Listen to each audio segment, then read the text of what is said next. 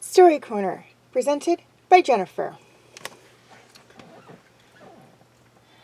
Stolen in Plain Sight, written by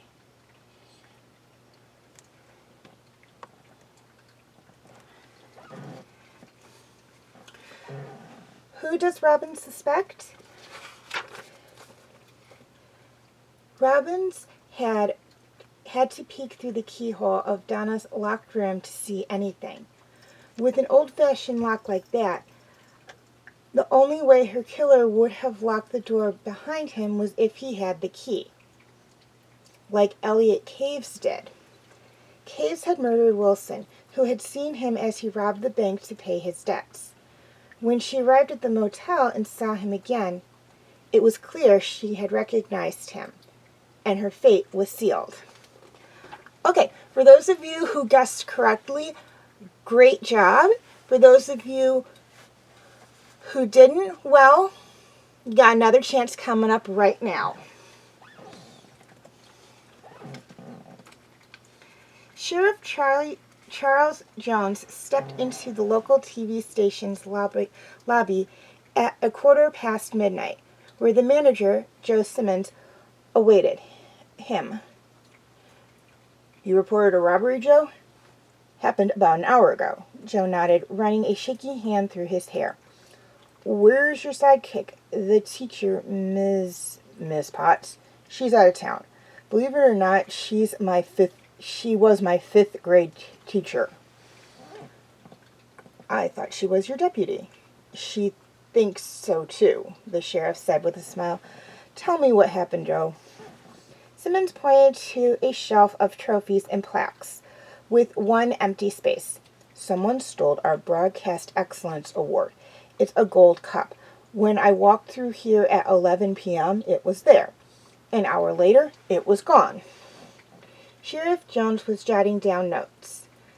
And who else was here when you last saw it? Besides me, 4 other people. Cameraman Ed Ross in the newsroom next door.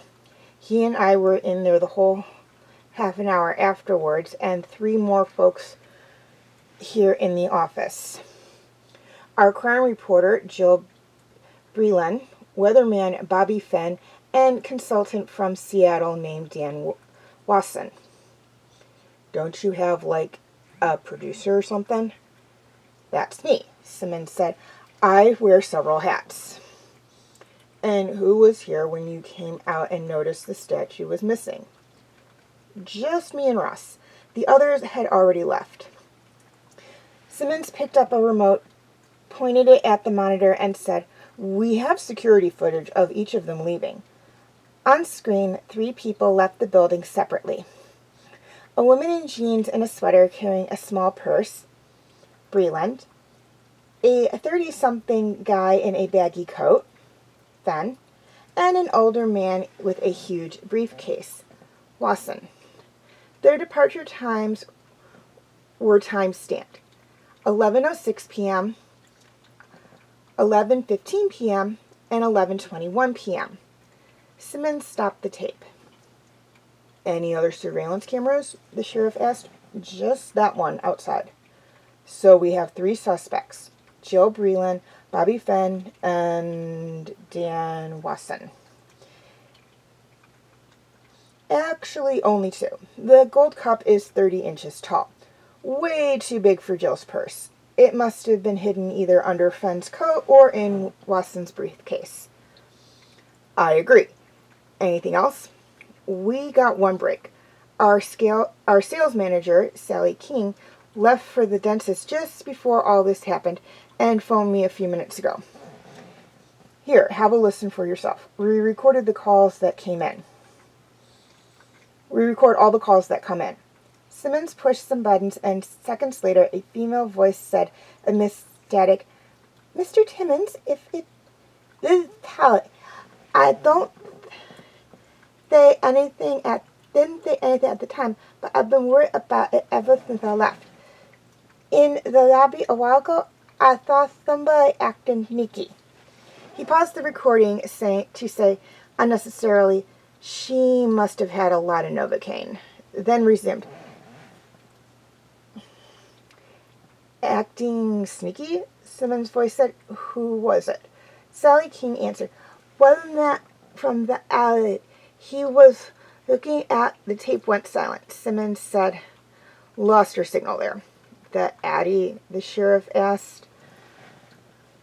We call that the Addington Center, a meteorologist school in Jackson. Our weathercaster quit, so Mr. Fenn, an Addington instructor, has been filling in.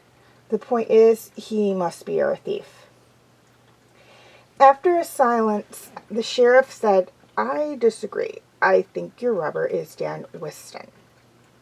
Simmons' eyes widened. Why?